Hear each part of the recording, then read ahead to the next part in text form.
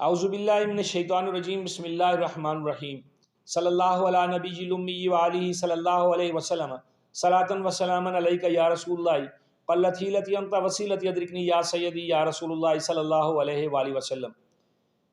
درود استغاثہ میں نے پڑھا، آپ نے سنا۔ اللہ تعالی ہمیں پڑھنے کی سننے کی توفیق دے اور اس کی فیوز و برکات سے ہم گناہ گاروں کو نوازے۔ آپ دیکھ رہے ہیں میرا یوٹیوب چینل اور میں ہوں آپ کا میزبان ملک شکیل احمد آوان۔ خبر یہ ہے کہ علی امین گنڈاپور جو ابھی وزیر اعلیٰ خیبر پختونخوا منتخب ہوئے ہیں، ان کے وارنٹ جو ہیں وہ جاری کر دیے گئے ہیں اور وہ ناقابل ضمانت ہیں۔ ان کو گرفتار کرنے کے احکامات، ان کے ساتھ کئی اور لوگ بھی ہیں جن کی گرفتاری کے وارنٹ نکلے ہیں۔ عجیب نظام ہے ہمارے پاکستان کا، عجیب طریقہ کار ہے، اور یہ طریقہ کار کسی کی سمجھ میں نہیں آ رہا۔ جن لوگوں کو سمجھ آتا ہے وہ اس پہ بات نہیں کرنا چاہتے ہیں۔ آپ نے سرکاری نوکری لینی ہو، آپ کا ریکارڈ صاف ہونا چاہیے۔ آپ کے اوپر کوئی ایف آئی آر ہے تو آپ پھنسے ہوئے ہیں، نوکری نہیں ملتی ہے۔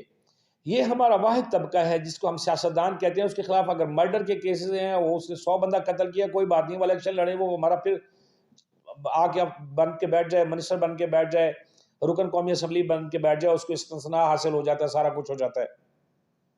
کیا یہ ایک مذاق نہیں ہے؟ یہ بہت بڑا مذاق ہے۔ علی امین گنڈاپور آج کا سیاستدان، یہ بہت پرانا سیاستدان ہے، اور اس کے اوپر بہت سارے سیاستدان ہیں۔ کون ہے یہ جتنی بھی اسمبلی میں لوگ بیٹھے ہوئے، ان میں سے میرا خیال ہے چند ایک لوگ ہوں گے جن کے خلاف کوئی مقدمات نہیں ہوں گے یا ان کے کوئی معاملات نہیں ہوں گے۔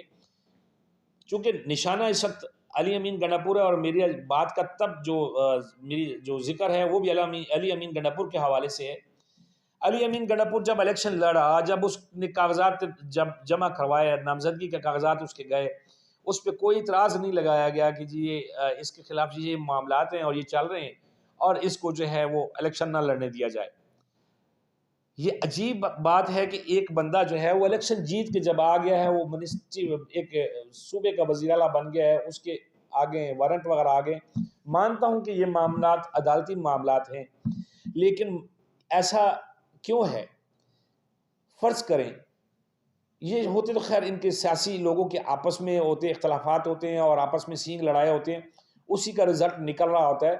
میرا بالکل نہ کوئی علی امین گنڈاپور میری کو پھوپھو کا بیٹا ہے، یا جو معاملات ہوئے نہ کوئی میرا ذاتی نقصان تھا، میں عوام کے نقصان کی بات کر رہا ہوں۔ بات یہ ہے کہ علی امین گنڈاپور ہے یا کوئی اور سیاستدان ہے، جب وہ اسمبلی میں آ گیا، اس سے پہلے جیسے میں نے پہلے کہا کہ اس وقت ڈاکومنٹس چیک کیے گئے، اس کی زندگی کا ریکارڈ دیکھا گیا کہ کیا اس کے خلاف کوئی ایسا میٹیریل ہے جو بعد میں اس کو تنگ کیا جا سکے یا وہ اس میٹیریل کے باعث تنگ ہو سکے، تو اس کو اجازت ہی کیوں دی گئی؟ جب عوام کا، گورنمنٹ کا اربوں روپے کے ٹیکسز کا پیسہ جو ہے وہ اکٹھا ہوا الیکشن پہ لگ جاتا ہے، اس کے بعد پھر آگے چل کے دوڑ شروع ہو جاتی ہے۔ پہلی بات تو یہ ہے کہ یہ نئی اصطلاحیں ہمارے ہر بار نئی آ جاتی ہیں۔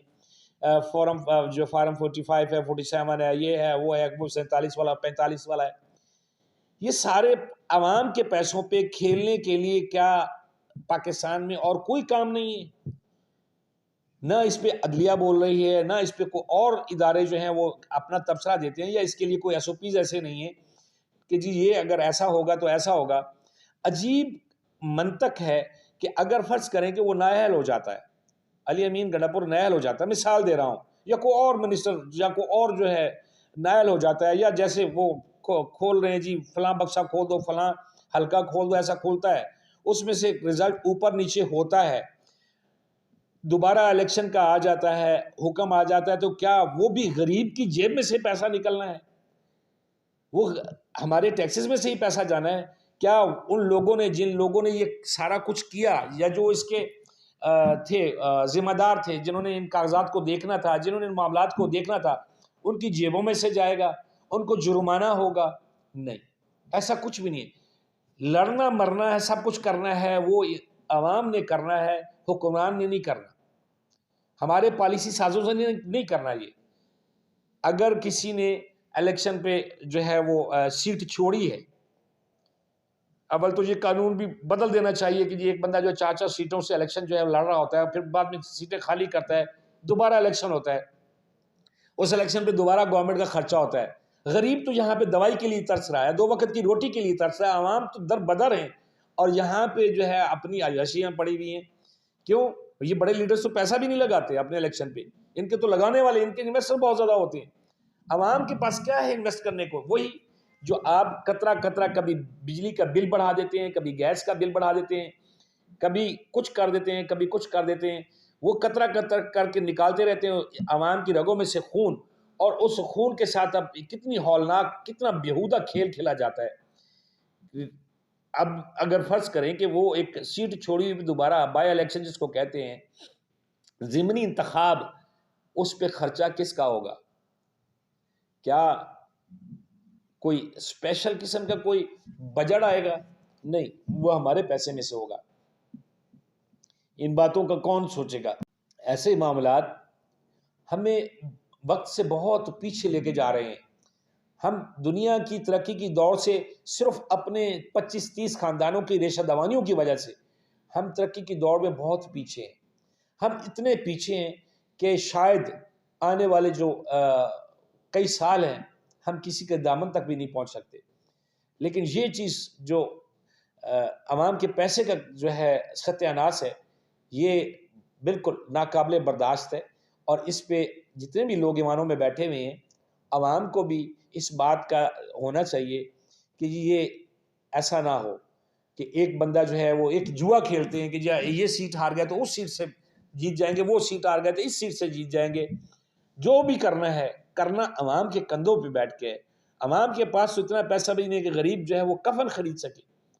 یقین کریں کہ اس قدر لوگ غربت کی لکیر سے نیچے آ چکے ہیں۔ آپ گلی محلے میں جا کے دیکھیں، ابھی یہ جو ڈرامہ چل رہا ہے، یہ جی وہ کر رہے ہیں راشن کا جو پیکج آ رہے ہیں جی، ابھی پنجاب میں جو ہے وہ 80% لوگوں کو ملا ہی نہیں ہے، وہاں لائنیں لگی ہوتی ہیں، پتہ چلتا ہے آپ تو ایلیجیبل ہی نہیں ہو۔ خیبر پختونخوا میں کل تک تو جو ہے وہ شروع ہی نہیں ہوا تھا کہ جی ابھی ان کے فنڈ ہی ایلوکیٹ ہو رہے تھے۔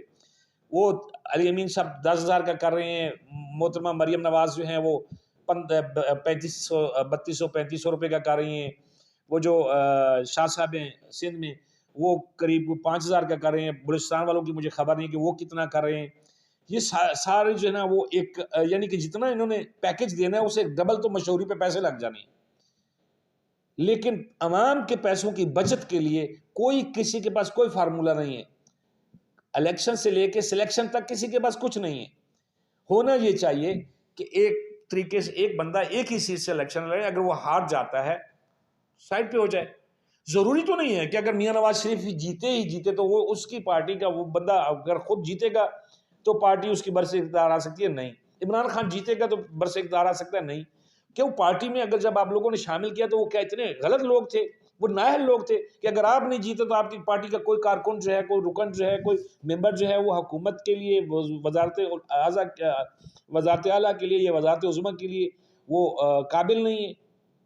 کیا آپ نے پارٹیز اگر آپ الیکشن ہار جاتے تو پارٹی میں آپ کا اثر و رسوخ ختم ہو جائے گا یا آپ کی عقل معاف ہو جائے گی؟ نہیں، سارا کچھ ٹھیک رہے گا۔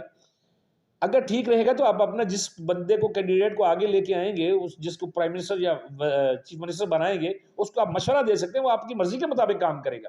کرتے نہیں رہے ہیں۔ کون سا پرویز اشرف صاحب نے کون سا اپنی مرضی کا کام کیا ہے؟ عباسی صاحب نے کون سے اپنی مرضی کے کام کیے ہیں؟ مطلب جتنے بھی آتے ہیں پارٹی کے جو دیگر رہنما بنتے ہیں، وزراء اعظم بنتے ہیں، تو وہ پارٹی کی جو سربراہ ہوتا ہے اس کی مشاورت سے سارے کام کرتے ہیں۔ تو یہ دھندا ختم ہونا چاہیے کہ ایک سیٹ پہ ایک بندہ الیکشن لڑے۔ اب اگر علی امین گنڈا پور کی میں نے بات کی تھی، اگر علی امین گنڈا پور جو ہے وہ نائل ہو جاتا ہے یا کوئی ایسا معاملہ آتا ہے، کتنا خرچہ ہوگا؟ یہ قبل از وقت کیوں نہیں سوچا جاتا؟ یہ وہی بات ہے کہ ہم مرنے کا انتظار کرتے ہیں، ہم اجڑنے کا انتظار کرتے ہیں۔ یہ معاملات جو ہیں، یہ باتیں جو ہیں، یہ سمجھنے والی ہیں، اور میری جو ہے آواز میں، میرا کام ہے آواز اٹھاتے رہنا، آپ کا کام ہے میری آواز کے ساتھ آواز ملانا۔ ہو سکتا ہے ہمارے معاشرے میں کسی کا بھلا ہو جائے۔ بہت شکریہ۔